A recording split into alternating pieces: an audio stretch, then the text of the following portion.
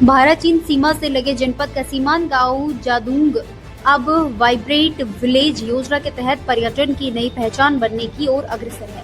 यहां स्थानीय नागरिकों को सामाजिक आर्थिक विकास और रोजगार से जोड़ने के लिए ही विभिन्न विकास कार्य तेजी से जारी है। रविवार को जिलाधिकारी प्रशांत आर्य ने जादूंग गांव का स्थलीय निरीक्षण कर निर्माणाधीन कार्यों की प्रगति का जायजा लिया। उन्होंने संबंधित अधिकारियों को समयबद्धता और गुणवत्तापूर्ण कार्य सुनिश्चित करने के निर्देश दिए। निरीक्षण से पूर्व जिलाधिकारी ने सीओ, आईटीबीपी एवं अन्य अधिकारियों के साथ समसामयिक विषयों पर भी चर्चा की। जिलाधिकारी ने कहा कि योजना के प्रथम चरण में पारंपरिक शैली में 6 होम स्टे का निर्माण कार्य प्रगति पर है तथा दूसरे चरण में 8 होम स्टे बनाए जाएंगे। कुल 14 होम स्टे के पूरा होने पर जादूंग गांव में आने वाले पर्यटकों को ठहरने की आधुनिक सुविधाएं मिलेंगी। इससे एक ओर जहां पर्यटन को बढ़ावा मिलेगा, वहीं दूसरी ओर स्थानीय युवाओं को रोजगार के नए अवसर प्राप्त होंगे। उन्होंने कहा कि 1962 के भारत चीन युद्ध के दौरान जादूंग गांव खाली कराया गया था। हालांकि स्थानीय ग्रामीण आज भी अपने देव स्थानों की पूजा के लिए गांव में आते रहे हैं। अब वाइब्रेंट विलेज योजना के अंतर्गत यहां बुनियादी ढांचे के विकास, पर्यटन सुविधाओं के विस्तार और गांव को आत्मनिर्भर बनाने की दिशा में कार्य हो रहा है।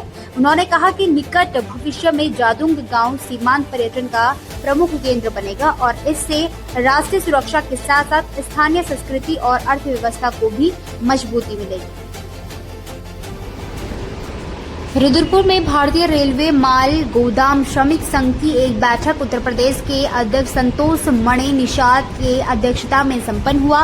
इस दौरान श्रमिकों के हित के लिए विशेष चर्चा की गई।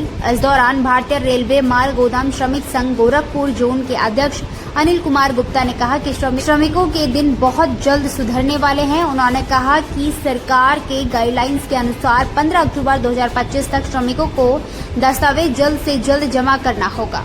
जो श्रमिक समय से अपना दस्तावेज जमा नहीं करेगा वह पीछे रह जाएगा।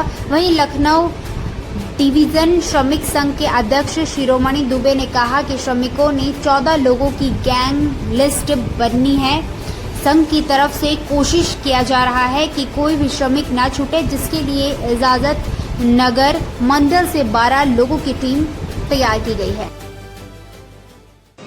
आज एनईआर जोन के में आने वाला इज्जत नगर मंडल हम लोग रुद्रपुर में हैं और सभी भारतीय रेलवे माल गोदाम श्रमिक संघ के जितने श्रमिक हैं उनको ये सूचित किया गया है कि बहुत अति शीघ्र जो गाइडलाइन है भारतीय रेलवे माल गोदाम श्रमिक संघ का, वो गाइडलाइन के हिसाब से जो 15 अक्टूबर का समय दिया गया है उसके हिसाब से सभी श्रमिक अपना डाटा सक्रिय कार्यकर्ता के रूप में जो है उनको जो है अतिशीघ्र जमा करें, जिससे जो रेलवे के द्वारा और श्रम मंत्रालय के द्वारा जो मिला है उसको सुचारू रूप से लागू किया जा सके।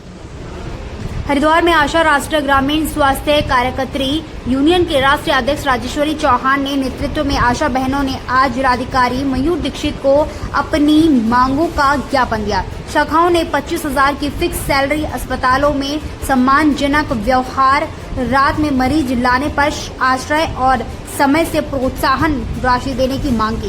राजेश्वरी चौहान ने कहा कि आशा बहनें दिन रात मरीजों की सेवा करती हैं, फिर भी उन्हें उचित वेतन और सम्मान नहीं मिल रहा।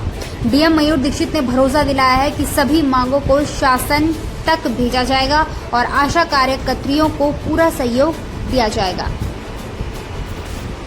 राजेश्वरी चौहान साहब से मिलेगा समाधान का आश्वासन। सर ने बोला मैं आपसे 1 हफ्ते बाद अलग से मिलूंगा और हमारी समस्या ये है कि एक तो हमारी संविदा कर्मचारी घोषित किया जाए हमको और 25,000 सैलरी की जाए। तो सरकारी हॉस्पिटल में जो भी परेशानियां आ रही हैं हमारे साथ वो दूर की जाएं। जैसे हमारे जच्चा बच्चा को थोड़ी सी उसमें कमी में भी उनको रेफ़र कर दिया जाता देहरादून, और आशाएं अगर उनके साथ नहीं होती है तो उनका नाम भी नहीं लिखा जाता। जो 9 महीने आशाएं सेवा करती हैं, जो 400 रुपये मिलते हैं वो भी चले जाते हैं।